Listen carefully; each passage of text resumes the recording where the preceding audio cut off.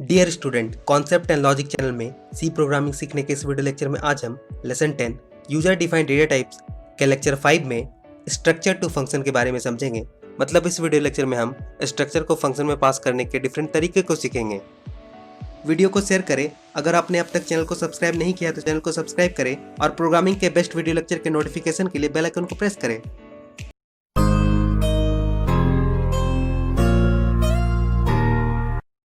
अगर आपने अब तक lesson 1 introduction to C, lesson 2 basics of C, lesson 3 arithmetic instructions, lesson 4 selection statements, lesson 5 iterative statements, lesson 6 arrays, lesson 7 strings, lesson 8 function, lesson 9 pointers और lesson 10 user defined data types के lecture 1 structure, lecture 2 array of structures, lecture 3 nested structures, lecture 4 pointer to structure की video lecture को नहीं देखा है तो इसका link मैं डिस्क्रिप्शन में शेयर कर रहा हूँ, या फिर आप हमारे चैनल के प्लेलिस्ट से जाकर वीडियो लेक्चर को देख सकते हैं। Lecture 5 structure to function. आज की वीडियो लेक्चर का ऑब्जेक्टिव एंड कंटेंट्स। आज की वीडियो में हम फंक्शन और स्ट्रक्चर के बारे में समझेंगे, स्ट्रक्चर को फंक्शन में पास करने के तरीके को समझेंगे, एग्जाम्पल और प्रैक्टिकल भी होगा और वीडियो लेक्चर के अंत में आपके लिए क्वेश्चन भी होगा और उस क्वेश्चन का सही जवाब देकर आप सी लैंग्वेज की सीरीज के अंत में एक प्राइज भी जीत सकते हैं। तो चलिए वीडियो लेक्चर को एंजॉय करते हैं। Function and structure. जैसा कि अब हम जानते हैं, फंक्शन सेट ऑफ स्टेटमेंट्स का ब्लॉक होता है जो किसी स्पेसिफिक टास्क को परफॉर्म करने के लिए बनाया जाता है और हम फंक्शन कॉल में पैरामीटर्स और आर्गुमेंट को पास करते हैं। और जैसा कि स्ट्रक्चर एक यूजर डिफाइंड डेटा टाइप्स है जिससे हम वेरिएबल क्रिएट करते हैं और हम स्ट्रक्चर वेरिएबल को भी एज ए आर्गुमेंट फंक्शन में पास कर सकते हैं। स्ट्रक्चर को फंक्शन में हम 3 तरीके से पास कर सकते हैं। पहला, पासिंग इंडिविजुअल मेंबर्स। दूसरा, passing entire structure as value. तीसरा, passing address of the structure. चलिए स्ट्रक्चर को फंक्शन में पास करने के इन तीनों तरीके को एक एक करके समझते हैं। Passing individual members. हम स्ट्रक्चर के इंडिविजुअल मेंबर को फंक्शन में पास कर सकते हैं। स्ट्रक्चर के इंडिविजुअल मेंबर को फंक्शन में पास करने के लिए हम डायरेक्ट सिलेक्शन ऑपरेटर का यूज करेंगे इंडिविजुअल मेंबर को रेफर करने के लिए। ये एक्चुअल पैरामीटर्स में एक ऑर्डिनरी वेरिएबल की तरह होगा। यहाँ पर direct selection operator dot operator है। चलिए अब हम पासिंग इंडिविजुअल मेंबर्स को एक एग्जांपल से समझते हैं। Program to illustrate passing individual members. जैसा कि हमने यहाँ पर स्ट्रक्चर डिफाइन किया, स्ट्रक्ट कीवर्ड और एफएनओ यहाँ पर फ्रैक्शन नंबर को डिनोट कर रहा है। स्ट्रक्चर की बॉडी में int टाइप का n फॉर न्यूमिनेटर और d डिनोमिनेटर, ये दो स्ट्रक्चर के मेंबर हैं। ना यहाँ पर हमने फंक्शन डिफाइन किया, यहाँ पर int x और int y as a formal parameter. ना हमने मेन फंक्शन को डिफाइन किया और यहाँ पर हमने fno as a user defined data type से एक फ्रैक्शन वेरिएबल a डिफाइन किया जिसके न्यूमिनेटर n में 3 और डिनोमिनेटर d में 4 असाइन किया। ना हमने फन फंक्शन को कॉल किया और a.n यहाँ पर हमने एक इंडिविजुअल एलिमेंट को पास किया है स्ट्रक्चर वेरिएबल a के n के वैल्यू को। नाउ n का वैल्यू यहाँ पर 3 है और a.d यहाँ पर d का वैल्यू 4 है। नाउ यहाँ पर डॉट ऑपरेटर ही डायरेक्ट सिलेक्शन ऑपरेटर है। तो ये हमने स्ट्रक्चर डिफाइन किया, फंक्शन कॉल में एक्चुअल पैरामीटर्स और फंक्शन डेफिनेशन में फॉर्मल पैरामीटर। फॉर्मल पैरामीटर में हमने सिंपली int टाइप का एक x वेरिएबल डिक्लेयर किया जिसमें a.n का वैल्यू स्टोर होगा और int टाइप का y वैल्यू जिसमें a.d यानी स्ट्रक्चर का डिनोमिनेटर स्टोर होगा। यहाँ पे मेन फंक्शन क्रिएट होगा। मेन फंक्शन में हमने एक स्ट्रक्चर डिफाइन किया है a जिसके n में 3 असाइन है और d में 4 असाइन है। जैसे ही हमने फन फंक्शन को कॉल किया, फन फंक्शन का स्टैक क्रिएट होगा। फन फंक्शन में वेरिएबल डिक्लेयर होगा x और स्ट्रक्चर के n का वैल्यू जो 3 है वो x में जाकर स्टोर होगा। ना y वेरिएबल डिक्लेयर होगा और a स्ट्रक्चर के d का वैल्यू y में जाकर स्टोर होगा। ना हमने यहाँ पर x और y के वैल्यू को प्रिंट भी किया है, तो इसका जो आउटपुट होगा x3 y4। तो इस तरह से हमने देखा कि कैसे हम किसी इंडिविजुअल वैल्यू को स्ट्रक्चर के पास कर सकते हैं किसी फंक्शन में। चलिए इसे प्रोग्राम में इंप्लीमेंट करके देखते हैं। जैसा कि आप स्क्रीन पे देख रहे हैं, मैंने कोड ब्लॉक आईडी को ओपन कर लिया है और फाइल को भी सेव कर रखा है structure to function dot C के नाम से। और यहाँ पर हमें स्ट्रक्चर को फंक्शन में पास करना है। तो सबसे पहले मैं हेडर फाइल डिफाइन कर लूँ। मैंने लिखा hash include include stdio.h। Now मैं स्ट्रक्चर डिफाइन करने जा रहा हूँ। मैं लिखा स्ट्रक्ट और देन आफ्टर मैं यहाँ पर एक फ्रैक्शन नंबर के लिए fno नाम का एक फ्रैक्शन डिफाइन कर रहा हूँ। नाउ बॉडी स्टार्ट और int टाइप का n जो न्यूमिनेटर के लिए होगा और d जो डिनोमिनेटर के लिए होगा। Now then after main function define कर रहा हूँ। मैंने लिखा void main। Now main function के अंदर बॉडी के अंदर फ्रैक्शन नंबर के लिए एक वेरिएबल डिक्लेयर कर रहा हूँ। मैंने लिखा स्ट्रक्ट डेटा टाइप FNO और वेरिएबल का नाम मैंने रखा a, और यहाँ पर मैं डिनोमिनेटर और न्यूमरेटर को असाइन भी कर देता हूँ। असाइनमेंट ऑपरेटर कर्ली ब्रेसेस के अंदर मैं यहाँ पर 3 रख देता हूँ न्यूमरेटर में और 4 रख देता हूँ डिनोमिनेटर में। अब हमें इस स्ट्रक्चर वेरिएबल के पर्टिकुलर वैल्यू को अगर पास करना है फंक्शन में, तो पहले मैं यहाँ पे एक फंक्शन डिफाइन कर देता हूँ। मैंने लिखा void फंक्शन का नाम fun, नाउ पैरेंथेसिस और फंक्शन का बॉडी स्टार्ट। नाउ अब इस फन फंक्शन में हम a के न्यूमरेटर को और डिनोमिनेटर को पास करना चाहते हैं, मतलब हम स्ट्रक्चर के इंडिविजुअल एलिमेंट को पास करना चाहते हैं। चलिए अब हम फंक्शन को कॉल करते हैं। मैंने लिखा फन और विद इन पैरेंथेसिस अगर हमें इंडिविजुअल एलिमेंट को पास करना है, फॉर एग्जाम्पल न्यूमरेटर और डिनोमिनेटर को, तो हम लिखेंगे a.n, a.d। नाउ इस तरह से हम इंडिविजुअल एलिमेंट को पास कर सकते हैं। तो हमने फन फंक्शन को कॉल किया और एक्चुअल पैरामीटर में फंक्शन a के न्यूमरेटर को और डिनोमिनेटर को एज ए इंडिविजुअल एलिमेंट हमने पास किया, और फंक्शन डेफिनेशन में हम यहाँ पर फॉर्मल पैरामीटर डिक्लेयर करेंगे। नाउ मैंने यहाँ पर int टाइप का एक x नाम का वेरिएबल बनाया और int टाइप का एक y variable. Fraction number a का न्यूमरेटर x में जाकर स्टोर होगा और फ्रैक्शन नंबर a का डिनोमिनेटर y में जाकर स्टोर होगा। नाउ मैं इसे प्रिंट करके दिखाता हूँ। मैंने लिखा printf within double quotation slash N से न्यू लाइन क्रिएट कर देता हूँ। मैं यहाँ लिख देता हूँ फ्रैक्शन नंबर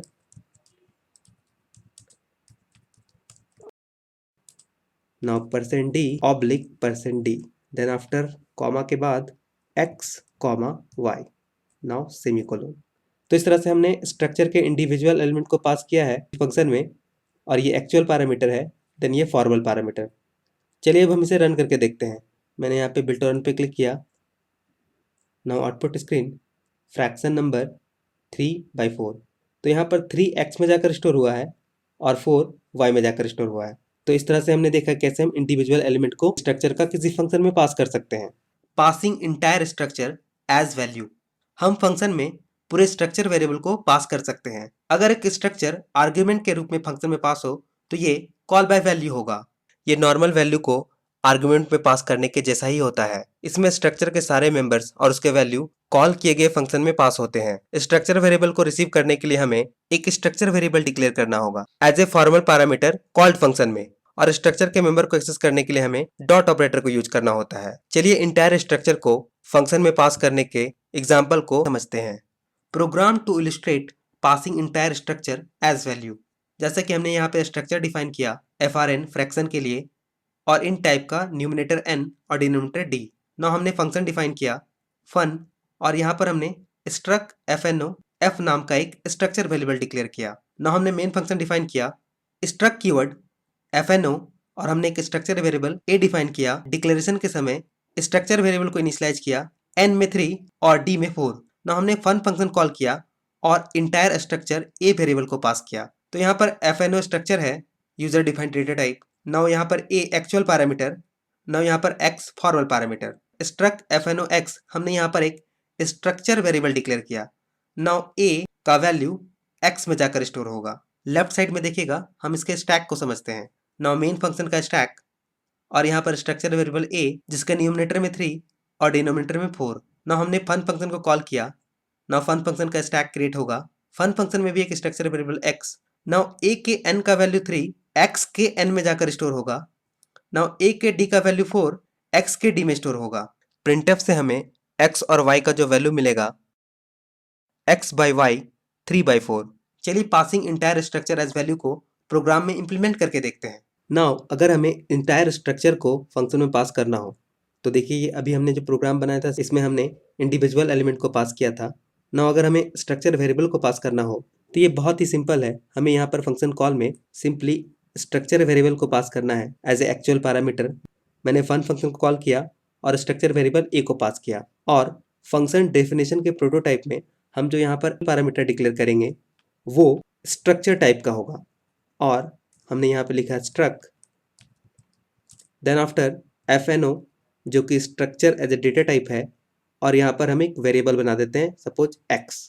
तो यहाँ पर x भी एक स्ट्रक्चर वेरिएबल है जो कि FNO टाइप का है। इसका भी न्यूमरेटर होगा n और डिनोमिनेटर होगा d।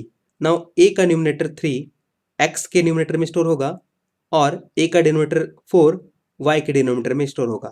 ना हमें फ्रैक्शन नंबर को शो करना है, तब हमें लिखना होगा x डॉट n और यहाँ कॉमा देकर x dot d।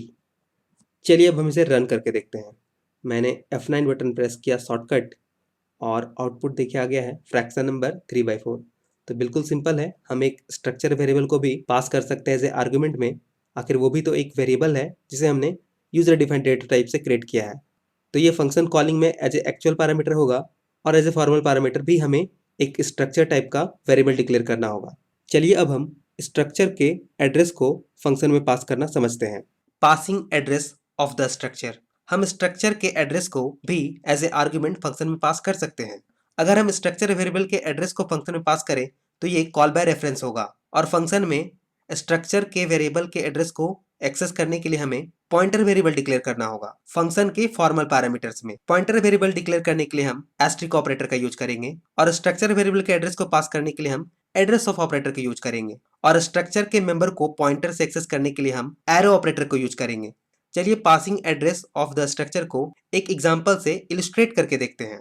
Programme to illustrate passing address of the structure. जैसा कि हमने स्ट्रक्चर डिफाइन किया FNO फ्रैक्शन नंबर के लिए और इन टाइप का n और d, n for numerator, d for denominator. ना हमने फंक्शन डिफाइन किया फन, ना हमने मेन फंक्शन डिफाइन किया। मेन फंक्शन के अंदर हमने फ्रैक्शन वेरिएबल डिक्लेयर किया a और न्यूमरेटर n में 3 और डिनोमिनेटर d में 4 इनिशियलाइज किया। ना हमने यहाँ पर फन फंक्शन को कॉल किया और a के जो कि स्ट्रक्चर वेरिएबल है उसके एड्रेस को पास किया। फंक्शन डेफिनेशन में हमने स्ट्रक FNO एक पॉइंटर वेरिएबल डिक्लेयर किया एस्ट्रिक p। ये स्ट्रक्चर वेरिएबल FNO का एक पॉइंटर वेरिएबल है। ना हम पॉइंटर वेरिएबल के थ्रू वैल्यू को देखने के लिए एरो ऑपरेटर को यूज करेंगे, p arrow operator n, p arrow operator d। तो यहाँ पे हमने FNO स्ट्रक्चर वेरिएबल को डिफाइन किया, फंक्शन कॉल में एक्चुअल पैरामीटर में एड्रेस ऑफ a को पास किया और फंक्शन डेफिनेशन में फॉर्मल पैरामीटर में हमने पॉइंटर वेरिएबल को डिफाइन किया। लेफ्ट साइड में देखिएगा, इसे हम स्टैक में समझेंगे। मेन फंक्शन का स्टैक, मेन फंक्शन में स्ट्रक्चर वेरिएबल a जिसके n में 3 और d में 4 और n का एड्रेस 1000 और d का एड्रेस सपोज 1004। जैसे ही फन फंक्शन कॉल होगा फन फंक्शन का स्टैक बनेगा और फन फंक्शन के अंदर FNO टाइप का एक स्ट्रक्चर वेरिएबल डिक्लेयर होगा। नाउ a के n का एड्रेस 1000 पॉइंटर p के n में स्टोर होगा और d का एड्रेस 1004 पॉइंटर p के d में स्टोर होगा। नाउ ये कॉल बाय एड्रेस है और जो भी चेंज फॉर्मल पैरामीटर में होगा वो एक्चुअली एक्चुअल पैरामीटर को इफेक्ट करेगा। Now pointer p arrow operator n और pointer p arrow operator d का वैल्यू जो होगा वो 3/4 होगा। चलिए अब हम इसे प्रोग्राम में इम्प्लीमेंट करके देखते हैं। ये सेम प्रोग्राम है जिसमें भी हमने देखा था स्ट्रक्चर का इंडिविजुअल एलिमेंट को पास करेंगे और हमने एक स्ट्रक्चर वेरिएबल को भी पास करना देखा था। नाउ अब हम स्ट्रक्चर के एड्रेस को पास करेंगे। इसके लिए हम यहाँ पर एड्रेस का साइन देंगे, बिल्कुल सिंपल है, एड्रेस का साइन देना है। ना हमने फन फंक्शन को कॉल किया और एज ए एक्चुअल पैरामीटर में हमने a के एड्रेस को पास किया और यहाँ पर अब हमें स्ट्रक्चर टाइप का पॉइंटर डिक्लेयर करना होगा। ना मैं यहाँ पर पॉइंटर डिक्लेयर कर रहा हूँ, मैंने यहाँ पर लिखा एस्ट्रिक p। p एक पॉइंटर वेरिएबल है जो कि user defined data type FNO type का है। तो यहाँ पर a का एड्रेस जो कि स्ट्रक्चर टाइप का है वो पॉइंटर p में जाकर स्टोर होगा और यहाँ पर कॉल बाय रेफरेंस हो रहा है, पॉइंटर p a के एड्रेस को पॉइंट कर रहा है। और अगर हमें यहाँ पर वैल्यू को शो करना हो तो हम यहाँ पर पॉइंटर वेरिएबल को लिखेंगे p। नाउ यहाँ पर हम एरो ऑपरेटर यूज करेंगे, सिंपली एरो ऑपरेटर। नाउ यहाँ पर फिर से हम लिखेंगे p और डॉट के जगह पर एरो ऑपरेटर d। इस तरह हम स्ट्रक्चर वेरिएबल के एड्रेस को पास कर सकते हैं और इसके लिए हमें फंक्शन डेफिनेशन में as a formal parameter pointer variable declare करना होगा जो कि स्ट्रक्चर टाइप का होगा। चलिए अब हम इसे रन करके देखते हैं। मैंने शॉर्टकट F9 प्रेस किया। now देखिए फ्रैक्शन नंबर 3/4। तो इस तरह से हमने समझा कि कैसे हम स्ट्रक्चर वेरिएबल के एड्रेस को पास कर सकते हैं। चलिए अब हम स्ट्रक्चर को रिटर्न करना समझते हैं। जैसा कि हम स्ट्रक्चर वेरिएबल को फंक्शन से रिटर्न करना देखने जा रहे हैं, मैं यहाँ पर 2 स्ट्रक्चर वेरिएबल डिक्लेयर कर देता हूँ। मैंने यहाँ पर एक और स्ट्रक्चर वेरिएबल डिक्लेयर किया struct, now data type FNO और वेरिएबल का नाम b। असाइनमेंट ऑपरेटर से मैंने इसमें कर्ली ब्रेसेस के अंदर वैल्यू भी असाइन कर दिया, फॉर एग्जांपल 5,2। नाउ b के डिनोमिनेटर में 5 स्टोर होगा और b के डिनोमिनेटर में 2। नाउ हम फंक्शन को कॉल करेंगे। मैंने यहाँ पर फन फंक्शन को कॉल किया है और यहाँ पर हम सिंपली ए को पास करेंगे, structure A variable now B variable. तो यहाँ पर ए और बी दोनों ही एक्चुअल पैरामीटर है और यहाँ पर हमें स्ट्रक्चर वेरिएबल डिक्लेयर करना होगा। मैं यहाँ से पॉइंटर को हटा देता हूँ। मैंने यहाँ पर स्ट्रक एफएनओ टाइप का एक एक्स वेरिएबल डिक्लेयर किया और एक स्ट्रक एफएनओ टाइप का वाई वेरिएबल। तो यहाँ पर एक्स और वाई दोनों ही फॉर्मल पैरामीटर है और दोनों ही स्ट्रक्चर टाइप के हैं और एक्स में भी न्यूमरेटर और डिनोमिनेटर होगा और वाई में भी न्यूमरेटर और डिनोमिनेटर होगा, एन और डी। नाउ हम दोनों वेरिएबल को मल्टीप्लाई करेंगे। सिंपली हम यहाँ पर फ्रैक्शन का मल्टीप्लिकेशन देखने जा रहे हैं और जो स्ट्रक्चर हम रिटर्न करेंगे वो दोनों स्ट्रक्चर का न्यूमरेटर और डिनोमिनेटर का मल्टीप्लिकेशन होगा। चलिए मैं यहाँ से प्रिंटफ को हटा देता हूँ। मैं यहाँ पर एक और स्ट्रक्चर डिक्लेयर करने जा रहा हूँ, एफएनओ टाइप का। वेरिएबल का नाम रखा जेड और अब मैं जेड के न्यूमरेटर में एक्स के न्यूमरेटर को मल्टीप्लाई करके वाई के न्यूमरेटर से असाइन कर देता हूँ। तो यहाँ पर मैंने एक्स के न्यूमरेटर और वाई के न्यूमरेटर को मल्टीप्लाई करके जेड के न्यूमरेटर में असाइन किया। नाउ इसी तरह मैं यहाँ पर जेड के डिनोमिनेटर में एक्स के डिनोमिनेटर को मल्टीप्लाई करके वाई के डिनोमिनेटर से असाइन कर देता हूँ। तो इस तरह से हमने एक्स के डिनोमिनेटर को वाई के डिनोमिनेटर से मल्टीप्लाई करके जेड के डिनोमिनेटर में असाइन किया। नाउ अब हम जेड को रिटर्न करेंगे। जेड एक स्ट्रक्चर टाइप का यूजर डिफाइंड डेटा टाइप है। नाउ हम यहाँ पर रिटर्न स्टेटमेंट लिखेंगे RETUR and return Z. Now यहाँ पर हम जेड को रिटर्न कर रहे हैं और जेड एफएनओ टाइप का है। नाउ हम यहाँ पर फंक्शन के रिटर्न टाइप में एफएनओ को यूज करेंगे, लेकिन उससे पहले स्ट्रक और एफएनओ। नाउ इस तरह से हमने जेड को रिटर्न किया। जेड स्ट्रक्चर एफएनओ टाइप का है तो हमने यहाँ पर रिटर्न टाइप एफएनओ यूज किया। नाउ जो रिटर्न वैल्यू होगा जेड, इसके लिए हमें यहाँ पर एक वेरिएबल और डिक्लेयर करना होगा। मैं यहाँ पर फंक्शन कॉल में ही यहाँ पर डिक्लेयर कर देता हूँ वेरिएबल को। मैंने लिखा स्ट्रक डेटा टाइप एफएनओ और वेरिएबल का नाम सी असाइनमेंट ऑपरेटर। तो यहाँ पर हमने फन फंक्शन को कॉल किया है और स्ट्रक्चर वेरिएबल ए और बी को पास किया है। नाउ जब ये फंक्शन रिटर्न आएगा तो जेड को रिटर्न करेगा और जेड जो कि खुद स्ट्रक्चर टाइप का है उसका वैल्यू सी में जाकर स्टोर होगा, सी के न्यूमरेटर में और सी के डिनोमिनेटर में। तो अब मैं यहाँ पर सी के वैल्यू को प्रिंट करूंगा जिसमें कि दोनों स्ट्रक्चर का मल्टीप्लिकेशन स्टोर है। ना मैं यहाँ पे प्रिंटफ यूज कर रहा हूँ। मैंने लिखा प्रिंटफ और डबल कोटेशन के अंदर स्लैश एन के बाद मल्टीप्लिकेशन ऑफ फ्रैक्शन नंबर। ना यहाँ पर हम %d/%d नाउ कॉमा देकर c dot numerator, now c dot denominator, now semicolon. Now इस तरह से प्रोग्राम कंप्लीट है जिसमें हमने स्ट्रक्चर को रिटर्न किया है। रिटर्न वैल्यू जेड का जो है वो c के न्यूमरेटर और डिनोमिनेटर में स्टोर होगा। चलिए अब हम इसे रन करके देखते हैं। मैं थोड़ा जूम कम कर देता हूँ। ना मैंने F9 प्रेस किया, ये देखिए output screen, multiplication of fraction number. Now 15/20, यहाँ पर 3 × 5 15, 4 × 2 8, यहाँ कुछ तो गड़बड़ हुआ है, एक मिनट। x.d, यहाँ पर y.d होगा तो मैं यहाँ पर y.d कर देता हूँ। अब मैं फिर से रन कर रहा हूँ। मैंने F9 प्रेस किया और ये देखिए output screen, multiplication of fraction number equal to 15/8, बिल्कुल सही है। चलिए मैं अब इसे क्लोज कर देता हूँ।